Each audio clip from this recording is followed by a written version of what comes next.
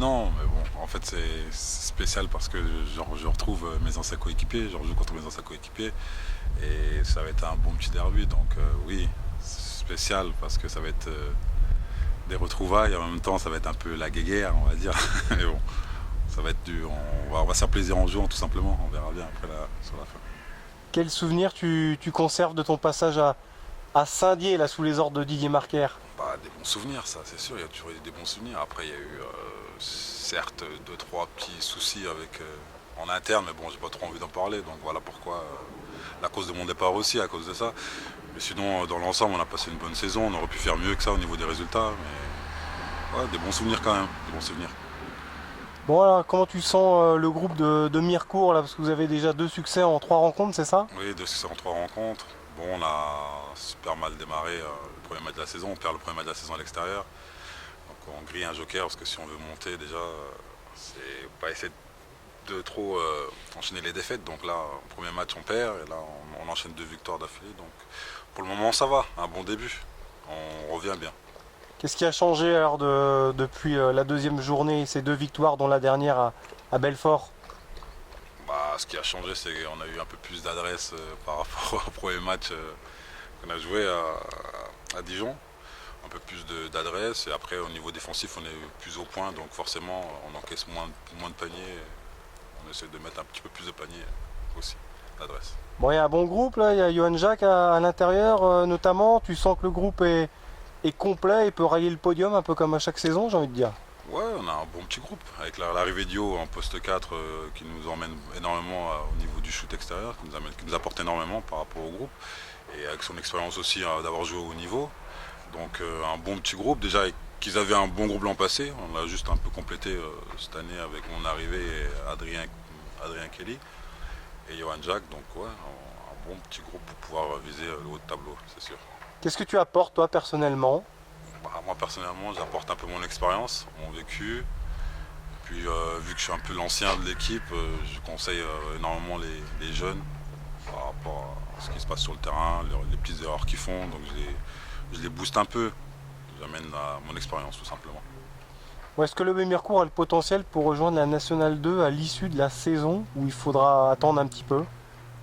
Ah ça, on vise à monter, c'est sûr. Après, c'est sur le terrain que ça se passe. Je peux pas te répondre là comme ça tout de suite. C'est clair qu'on vise à monter, on a envie de monter, on va tout faire pour monter. Mais après, les résultats, c'est sur le terrain. On sait jamais ce qui peut se passer sur le terrain. On peut être bon un jour et perdre à la dernière seconde. C'est le sport, c'est la loi du sport, c'est comme ça. On verra bien. Bon, toi, tu as pris des fonctions au sein du club du BC Chavelot, explique-nous tout. Bah, il y a eu une entente entre Chavelot, l'an passé, Chavelot en fin d'année, entre Chavelot et Mirecourt. Puis là, je suis arrivé au bon moment, au bon endroit. Ils recherchaient quelqu'un pour encadrer les jeunes, l'école de basket et quelques équipes à côté. Donc je suis arrivé au bon moment. Moi, j'avais fini mon contrat avec Saint-Dié en tant qu'entraîneur à Saint-Dié. Donc je repars sur un nouveau contrat à Chavelot et tout se passe bien dans un petit club sympathique et familial. Ouais, tu transmets ton savoir auprès des jeunes, ça te plaît? Moi, ça me plaît énormément. Ça me plaît énormément de retransmettre, comme je disais tout à l'heure, mon expérience aux plus jeunes, à ceux qui en ont besoin vraiment. Je suis là pour ça, quoi. Je suis là pour ça, je suis là pour aider les camarades et aider les plus jeunes. Enfin, j'en reviens quand même au derby de Mirecourt, hein, parce que Saint-Dié a démarré son championnat sous les chapeaux de roue avec 2 victoires. Même s'il y a eu une dernière défaite contre Rixheim, est-ce que ça te surprend ce début? Parce que Saint-Dié a changé quasiment toute l'équipe, quoi. Non, ça me surprend pas. C'est que le début de saison, ça veut rien dire. L'an passé, avec Saint-Dié, on a fait la même chose. On gagne les 3 premiers matchs à l'extérieur, je pense, un truc comme ça. Et en fin de saison, on finit mal, quoi. Donc ça, c'est pas trop le début qui est le plus important. Le plus important, c'est la fin, quoi. C'est les derniers matchs, les résultats de classement pendant les dernières journées, c'est pas le début qui compte. Le début, c'est clair que si tu commences bien, tu as une bonne base, mais après, ça définit pas ta saison, quoi. Donc, voilà. Bah, ça fait 4 ans maintenant qu'on est National 3 et qu'on joue Saint-Dié. Donc on commence à avoir l'habitude et c'est toujours nous qui recevons en premier. Donc voilà, et c'est souvent le 4e ou le 5e match, donc on a l'habitude de ce derby. Ouais. Ce sont des rendez-vous indécis, hein. Il y a 2 ans, Saint-Dié était venu gagner, l'année dernière vous avez gagné. Sur les 2 premières années, Saint-Dié est venu gagner à Mirecourt et Mirecourt a gagné à Saint-Dié. Et l'année dernière, on a remporté les 2 manches, donc on espère continuer sur cette lancée. Bon, vous êtes 4e ex aequo, est-ce que ce match peut être un tournant? Oui, déjà entre les deux équipes, mais aussi si on regarde les autres matchs de la poule, c'est un match qui peut nous faire complètement basculer dans la première partie de tableau ou rester dans le ventre mou. Donc c'est hyper important cette quatrième journée. Bon, vous avez mal débuté et vous êtes bien repris. Quel a été ton discours pour que les choses rentrent dans l'ordre? On s'est fait piéger à Dijon, qui est une bonne équipe, parce qu'à l'heure actuelle, elle est première du championnat. Donc voilà, et puis derrière, on a enchaîné 2 bons résultats contre des équipes qui sont supposées être un petit peu en dessous. Donc on est à 2 victoires, 1 défaite. Donc on essaye de... Il va falloir rattraper ce match perdu contre Dijon par une grosse perf à l'extérieur. Bon, la mayonnaise prend vite avec les nouvelles recrues comme Yohan Jacques ou autres? Oui, on avait déjà un groupe stable avec 8 anciens de l'année dernière. Les 3 nouveaux se sont déjà, mis à part Doudou Mbodji, les 2 autres s'étaient déjà entraînés avec nous à la fin de la saison. Et oui, c'est des joueurs assez intelligents et qui ont un bon cursus de formation, donc c'est beaucoup plus facile. Qu'apportent Martin Kelly et Yohan Jacques en plus? Yohan amène déjà son physique, son expérience du haut niveau et son adresse à 3 points.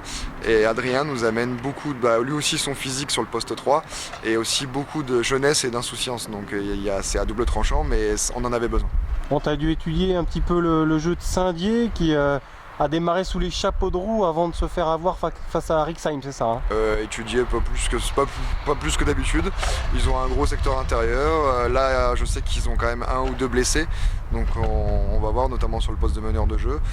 Oui, eux, ils ont démarré très fort avec une victoire sur Saint-Apollinaire. Derrière un résultat logique à Guebwiller. Et puis là, ils se prennent un petit peu les pieds dans le tapis. Mais encore une fois, ils ont des blessés. Donc leur résultat n'est pas illogique. On est en relation avec Didier Marquer. Comment il a vécu cette intersaison très agitée du côté de Saint-Dié? Il y a eu du renouvellement d'effectifs? Oui, après, je sais pas. Chacun ses problèmes, donc non, je sais pas du tout comment il a vécu ça. En tout cas, ce que je sais, c'est qu'il a fait une équipe compétitive, donc c'est un adversaire direct. Bon, il va y avoir du public forcément, ça avec le Dakar, ça va pousser? J'espère, donc là si je peux me permettre de lancer un appel encore au public pour venir très nombreux à la salle Dakar, donc un derby vosgien, 4e journée de championnat, et puis je vous dis, cette journée-là, on va peut-être essayer de passer dans le haut du tableau, donc c'est les objectifs qui sont annoncés. Oui, le podium, un peu comme chaque saison, hein. Mirecourt, vous êtes toujours dans le top 3, si on peut dire? Ouais, top 4, on est toujours dans le top 4. Non, les ambitions sont un peu plus affichées cette saison, donc si on peut se mêler à la lutte pour la montée, on ne se gênera pas. Bon, c'est ce qu'on vous souhaite en tous les cas cette saison de monter en National 2. Le Mirecourt à l'envergure, hein. Vous avez le budget pour aller en N2? Le budget, je ne sais pas, mais en tout cas, on essaie de s'en donner les moyens.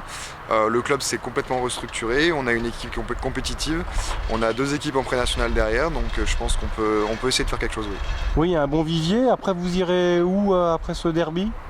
Derrière, on va à Holzheim. Donc il y a une semaine de récup et puis derrière, on va à Holzheim. Donc on va à Holzheim, on reçoit Fachstadt et on reçoit Rixheim. Donc les 3 Alsaciens d'un coup. Donc un mois déterminant pour la suite du championnat.